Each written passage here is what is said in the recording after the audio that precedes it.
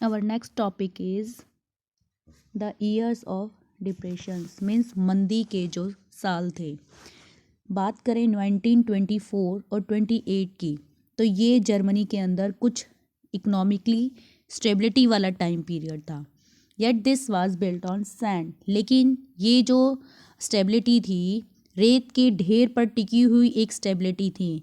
Means रेत के ढेर पर, मीन्स अगर कोई भी चीज़ रेत के ढेर पर टिकी हुई है तो जिस तरह से रेत जल्दी से ढह जाता है, फिसल जाता है, तो सेम इसी तरह से जर्मनी के अंदर भी जो इंडस्ट्रियल रिकवरी हो रही थी या जर्मनी के अंदर जो इन्वेस्टमेंट हो रही थी, यानी फाइनेंशियल जो कंडीशन इम्प्रूव हो रही थी, वो डिपेंड थी शॉर्ट टर्म लोन के ऊपर। ठीक है, और ये शॉर्ट टर्म लोन किससे मिला था उसे? यूएसए से। हमने पढ़ा था कि यूएसए ने डॉव्स प्लान योजना बनाई थी। ठीक है, और किस लिए बनाई थी? ताकि जर्मनी के ऊपर जो फाइनेंशियल बर्डन है इसको थोड़ा कम किया जा सके। ठीक है, this support was withdrawn when the Wall Street exchange crashed in 1929। जैसा कि हमने देखा रेत के ढेर पर टिकी हुई थी ये सारी। यूएसए के अंदर जैसे ही वॉल स्ट्रीट एक्सचेंज क्रैश्ड हो जाता है, मतलब जो शेयर मार्केट थी ये जब क्रैश्ड हो जाती है 1929 में, तो लोग जो है क्या करते हैं, वो डर जाते हैं कि उनके शेयर्स के प्राइजेस और भी ज़्यादा कहीं नीचे गिर ना जाएं। तो एक सिंगल डे में ही 24 अक्टूबर को 13 मिलियन शेयर्स जो है बेच दिए जाते हैं। This was the start of the great economic depression. ये सबसे बड़ी स्टार्टिंग थी ग्रेट इकोनॉमिक डिप्रेशन की, यानी महामंदी के दौर की ये सबसे बड़ी घटना थी। ओवर द नेक्स्ट 3 ईयर्स, अगले 3 सालों में, कौन से? 1929 से 1932 के बीच में जो 3 साल थे, नेशनल इनकम जो थी यूएसए की वो आधी रह गई, फैक्ट्रीज बंद हो गई, एक्सपोर्ट्स गिर गया, मतलब एक्सपोर्ट कम हो गया, फार्मर्स जो थे उनकी भी जो फसल थी उनके प्राइस जो है मार्केट में गिर गए। ठीक है, मंदी की वजह से। The effects of this recession in the US economy were felt world wide. तो यूएस की इकोनॉमी के अंदर जो महामंदी आई उसका असर पूरे वर्ल्ड पर पड़ा। German economy was the worst hit by the economic crisis. सबसे ज़्यादा इस मंदी का असर जर्मनी पर पड़ा। By 1932 industrial production was reduced to 40% of the 1929 level. 1929 के अकॉर्डिंग अगर देखें तो जो जर्मनी का प्रोडक्शन था इंडस्ट्री का वो 1932 में 40% रह गया। Workers loss their jobs. अब प्रोडक्शन नहीं होगा इंडस्ट्रीज में तो वर्कर्स की जो जॉब है वो भी हाथ धो बैठेंगे, मतलब वर्कर्स भी अपनी जॉब से हाथ धो बैठेंगे। और वर पेड रिड्यूस वेजेस, और जिन वर्कर्स को काम मिल भी रहा था तो उनकी वेजेस, उनका जो वेतन था वो भी कम हो गया। The number of unemployed touched an unprecedented 6 million. जो बेरोजगार थे उनकी संख्या बढ़ती चली गई, लगभग बेरोजगारों की संख्या जो है 6 मिलियन तक पहुंच गई। On the streets of Germany you could see man with play cards around their necks. Germany की सड़कों पर पीपल्स जो है अपने गले में प्ले कार्ड्स अपनी गर्दन में टांग कर खड़े हुए दिखाई दे रहे थे, और उन पर देयर नेक्स सेइंग, अब उनके ऊपर क्या लिखा था? Willing to do any work, कि वो कुछ भी काम करने के लिए तैयार हैं। क्यों? क्योंकि बेरोजगारी इतनी थी, किसी को काम मिल ही नहीं रहा था, तो वो कुछ भी किसी भी कीमत पर काम करने के लिए तैयार थे। Unemployed youth played cards. अब जो बेरोजगार नौजवान थे वो या तो ताश के पत्ते खेलते हुए दिखते, और simply sat at streets corner, या सड़कों पर बैठे हुए दिखाई देते ऐसे ही निठल्लों की तरह, और desperately cued up at the local employment exchange, और या कोई छोटा मोटा काम करने के लिए वो तैयार मिलते। As jobs disappeared the youth took to criminal activities. जैसा कि हम देख रहे हैं कि जॉब जो है पूरी तरह से ख़त्म ही हो चुकी थी, जिसकी वजह से जो यूथ थे, नौजवान जो थे, अब उनको काम नहीं मिलेगा। तो कहते हैं ना, काम खाली बैठा जो दिमाग होता है वो शैतान का घर होता है। तो यूथ जो है, अब जिन्हें काम नहीं मिल रहा और घर के खर्च भी चलाने हैं, अपनी ज़रूरतें भी पूरी करनी है, तो वो क्या करने लगे, क्रिमिनल एक्टिविटीज़, मतलब चोरी, डकैती, गुंडागर्दी, इस तरह से, ठीक है। तो इस तरह की एक्टिविटीज़ वो करने लगे। The economic crisis created deep anxieties and fears in people. अब इस इकोनॉमिक क्राइसिस ने, मतलब आर्थिक संकट ने, जर्मनी के लोगों को पूरी तरह से चिंता और डर में धकेल दिया। द मिडल क्लासेस, जो मिडल क्लासेस थे, मिडल क्लास के जो लोग थे, स्पेशली सैलरीड एम्प्लॉयज़ और पेंशनर्स, मतलब जिनको पेंशन मिलती थी, और स्पेशली जो सैलरी के बेसिस पर काम करने वाले पर्सन थे, saw their saving diminish when the currency lost its value। जब करेंसी ने अपनी वैल्यू खो दी तो उनकी सेविंग पर भी खतरा मंडराया, उनकी सेविंग भी कम हो गई। स्मॉल बिजनेसमैन, जो छोटे मोटे बिजनेसमैन थे, या जो सेल्फ एम्प्लॉयड थे, जिन्होंने अपना खुद का काम शुरू किया हुआ था, या कोई भी रिटेलर्स थे, उन सभी को सफ़र करना पड़ा। किसकी वजह से? इस महामंदी की वजह से, ठीक है, इस बेरोजगारी की वजह से। और जो लोगों के बिजनेस थे वो भी नष्ट होने लगे धीरे धीरे। These sections of society were filled with fear of, जो जर्मनी की सोसाइटी थी, समाज था, वो किस डर से भर गया? प्रोलेटेरियनिशंस, इसका मतलब होता है बेटा एक ऐसी सिचुएशन जिसमें एक मिडिल क्लास या एक रिच पर्सन भी गरीब होते होते एक वर्किंग क्लास, यानी एक डेली वेजेस पर काम करने वाले लेबरर की, एक मजदूर की स्थिति में पहुंच जाता है। मतलब एक मिडल और एक रिच पर्सन भी जब वर्किंग क्लास जैसी स्थिति में पहुंच जाए तो उसे प्रोलेटेरियनाइजेशन कॉल किया जाता है, ठीक है। तो an anxiety of being reduced to the ranks of the working class और वो स्टिल द अनएम्प्लॉयड। मतलब अब जो मिडिल क्लास या समाज था जर्मनी का, वो किस डर से भयभीत था कि अब उनके अंदर भी मतलब जो एक रिच पर्सन या एक जो मिडिल क्लास थे, उनको भी ये डर सताने लगा, ये चिंता सताने लगी कि अब वो भी धीरे धीरे बेरोजगार हो जाएंगे या एक वर्किंग क्लास की स्थिति जैसे वहाँ तक वो पहुँच जाएंगे। Only organised workers could manage to keep their heads above water, but unemployment weakened their bargaining power। सिर्फ थोड़ी बहुत जो स्थिति ठीक थी वो ऑर्गेनाइज्ड वर्कर की थी, ठीक है, लेकिन ऑर्गेनाइज्ड वर्कर की भी स्थिति खराब होने की सिचुएशन में थी, क्योंकि जो बेरोजगारी थी उस बेरोजगारी ने बार्गेनिंग को स्टार्ट कर दिया। मतलब अब बेरोजगार इतने हो गए कि काम करने के लिए कोई पर्सन किसी भी कीमत पर काम करने के लिए रेडी था। मतलब मान लीजिए ये ऑर्गेनाइज पर्सन अगर एक महीने में 10,000 लेते हैं, ठीक है, तो ये बेरोजगारी की वजह से वर्कर्स जो है 5,000 में 2,000 में भी काम करने के लिए रेडी हो गए। तो ऐसी सिचुएशन की वजह से इन ऑर्गेनाइज सेक्टर के लोगों पर भी असर पड़ रहा था, इनको भी चिंता सता रही थी। Big business was in crisis, जो बड़े बड़े बिजनेस थे वो भी संकट में थे। Large mass of peasantry was affected by a sharp fall in agriculture prices. अब जो पीसेंट्री थी यानी जो किसान वर्ग था वो भी पूरी तरह से चिंतित था, क्योंकि उनकी क्रॉप्स के प्राइस गिरने, उनकी फसलों के प्राइस गिरने की वजह से उन पर भी असर पड़ा था।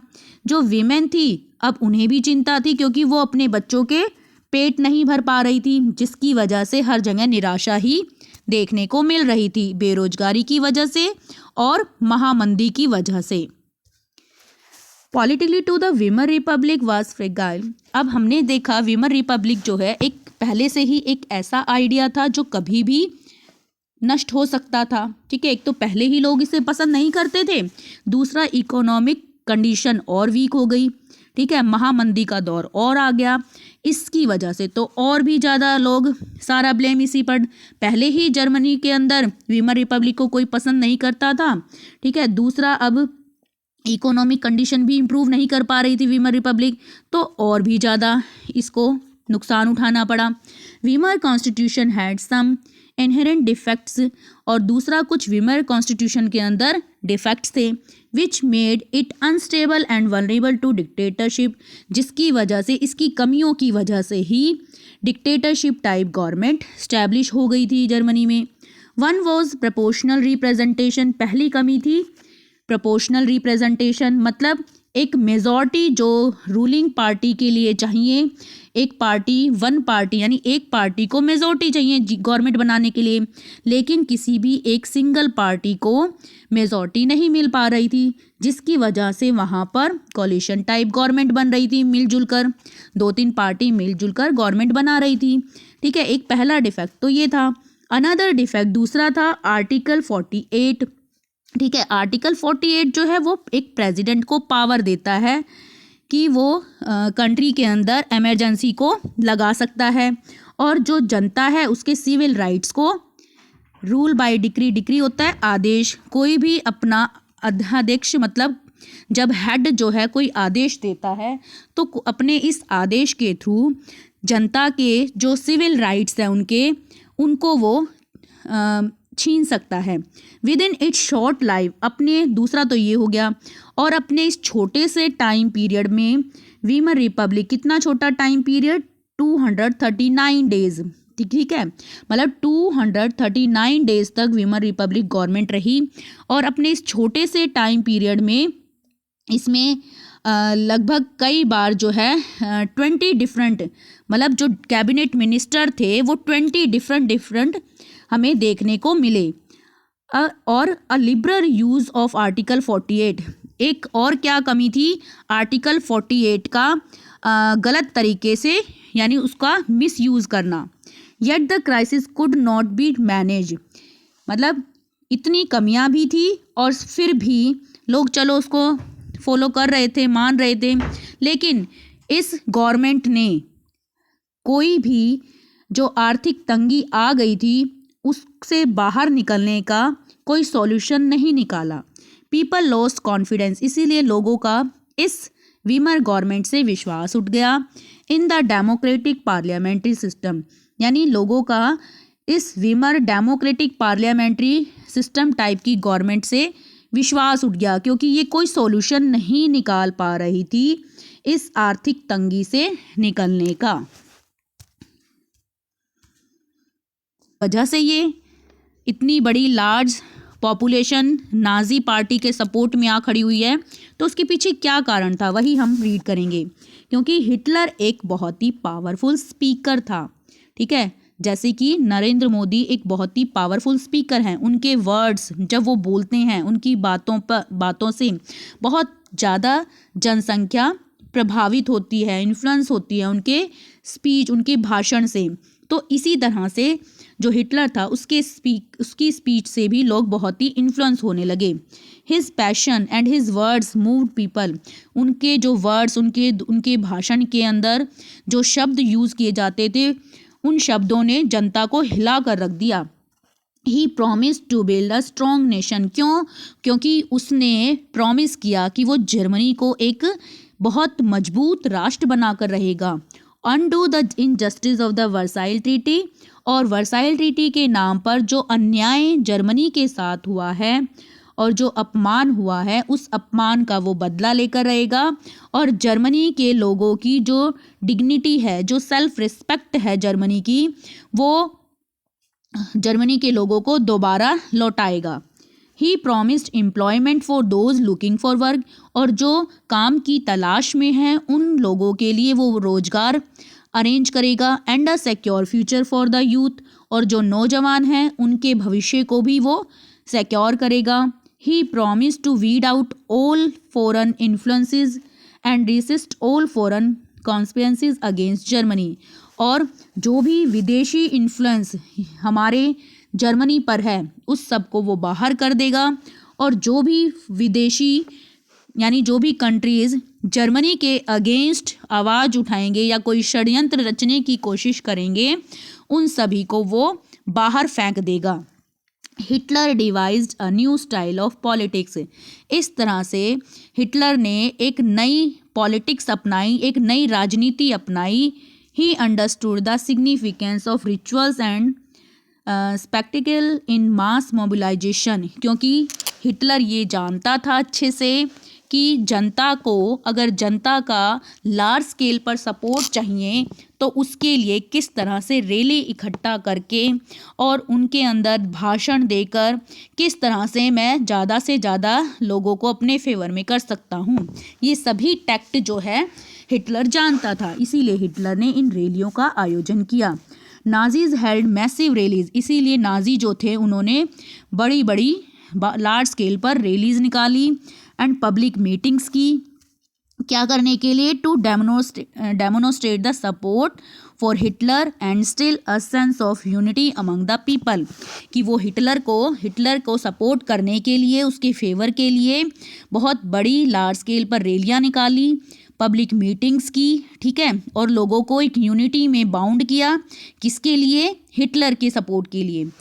रेड बैनर, हिटलर जो थे अब उनकी पार्टी यानी नाजिज्म, जो नाजी पार्टी थी, उनके रेड बैनर, स्वास्तिक वाले उनके रेड बैनर थे और ये नाजी पार्टी को सैल्यूट करते थे। और जो रिचुअल्स इन्होंने किए, मतलब जिस तरह का भी उन्होंने भाषण वगैरह जो भी चीज़ें की, ठीक है, उन सभी के बाद जो तालियों की गड़गड़ाहट थी, उससे जो लोगों ने देखा, उससे कहीं ना कहीं जो हिटलर था उसकी पावर का शो ऑफ हो रहा था। और उस स्पीच की वजह से लोगों ने जब इस मतलब इतने, अब देखो ज़्यादा भीड़ जब इकट्ठा हम देखेंगे तो हमें यही लगेगा ना कि इस पर्सन के अंदर तो बहुत पावर है कि इसने इतने ज़्यादा लोगों को इकट्ठा कर लिया अपने फेवर में, तो और ज़्यादा लोग जुड़ते चले जाते हैं। तो इसी तरह से हिटलर के साथ भी हुआ, जब इतनी भीड़ देखी तो और भी ज़्यादा लोग उनसे जुड़ने लगे हिटलर की पार्टी से।